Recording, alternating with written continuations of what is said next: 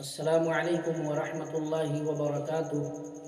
محترم ناظرین و سامعین، آج میری گفتگو کا عنوان ہے کہ کن عیب والے جانوروں کی قربانی درست نہیں۔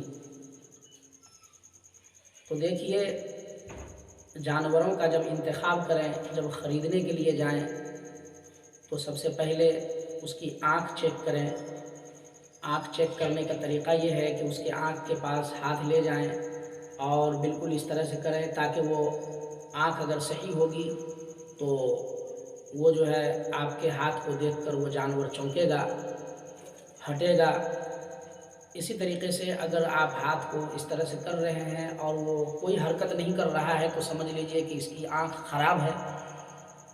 تو اندھے جانور کی قربانی درست نہیں ہے اور کانا جانور کی بھی قربانی درست نہیں ہے۔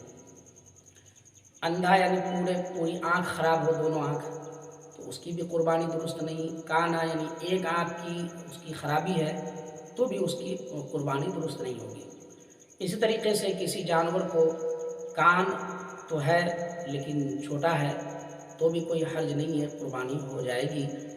اور یا کان بہت بڑا ہے تو بھی کوئی حرج نہیں، قربانی ہو جائے گی۔ اسی طریقے سے کان ہی نہیں ہے پیدائش سے تو پھر وہ عیب ہو گیا، اس کی قربانی صحیح نہ ہوگی۔ اسی طریقے سے آ جائیے سینگ پہ۔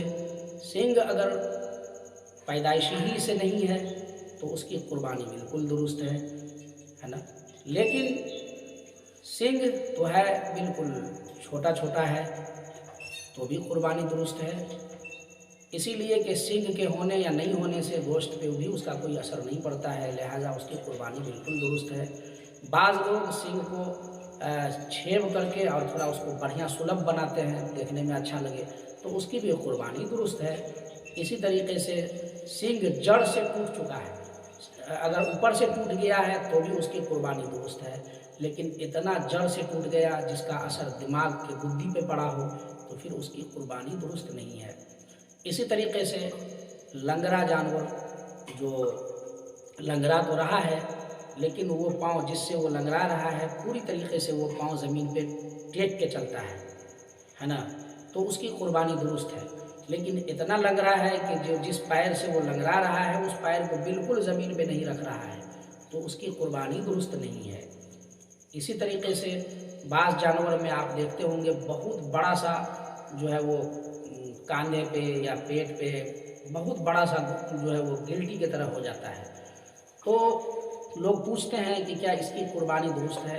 تو دیکھیے، دور سے بھی اگر دیکھنے میں سمجھ میں آ جائے کہ بہت بڑا ہے، پیٹ میں دیکھا گیا کہ اتنا بڑا ہے، بہت بڑا ہے، جو دور ہی سے دکھائی دے رہا ہے کہ پیٹ پہ بہت بڑا یہ ہے، تو ایسا عیب جس کی وجہ سے قصاب کے نزدیک جانوروں کی قیمت کم ہو جائے، اس کی اہمیت کم ہو جائے تو وہی تو عیب ہے، تو اس کی قربانی نہ ہوگی، اس کو نہ دے قربانی۔ ہاں، چھوٹی سی اگر کہیں پہ گلٹی ہے تو پھر اس کی قربانی آپ دے سکتے ہیں۔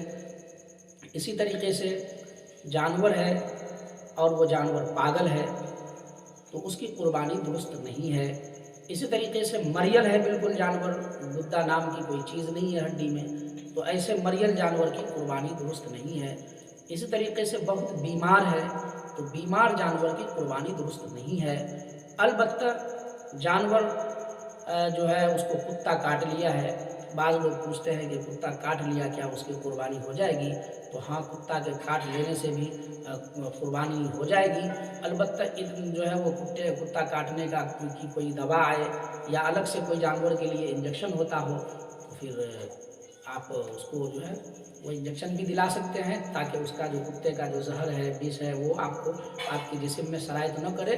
اس کا ڈاکٹر سے مشورہ لے لیں، لیکن اگر زخم نہیں ہے کتا کاٹنے کا، وہ جو زخم ختم ہو گیا ہے تو پھر کوئی دقت نہیں ہے، آپ اس کی قربانی دے سکتے ہیں۔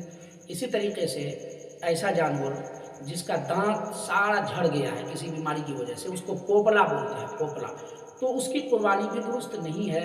ہاں، دانت تو سارا نہیں جھڑا ہے، ایک آدھ دانت جھڑ گیا ہے جس کے کھانے میں، چارہ کھانے میں کوئی دقت نہیں ہوتی ہے تو اس کی قربانی ہو جائے گی۔ ہاں، ایسا جانور جو چارہ بالکل نہیں کھا سکتا ہے ना, या खा तो सकता है, खाने में दिक्कत हो रही है, इतना दांत झड़ गया है तो फिर उसकी कुर्बानी दुरुस्त नहीं है। एक आध दांत अगर झड़ गया है तो कोई हर्ज की बात नहीं है। इसी तरीके से कान कटा हुआ है तो 1/3 या उससे ज़्यादा कटा है तो वो ऐब है, उसकी कुर्बानी न दें। लेकिन अगर उससे कम है तो फिर कुर्बानी दे सकते हैं। और भी जो बातें पूछने की है वो आप पूछ सकते हैं। अल्लाह ताला हम सबको समझ अता फरमाए। आमीन या रब्बल आलमीन व मा अलैना इल्लल बलाग।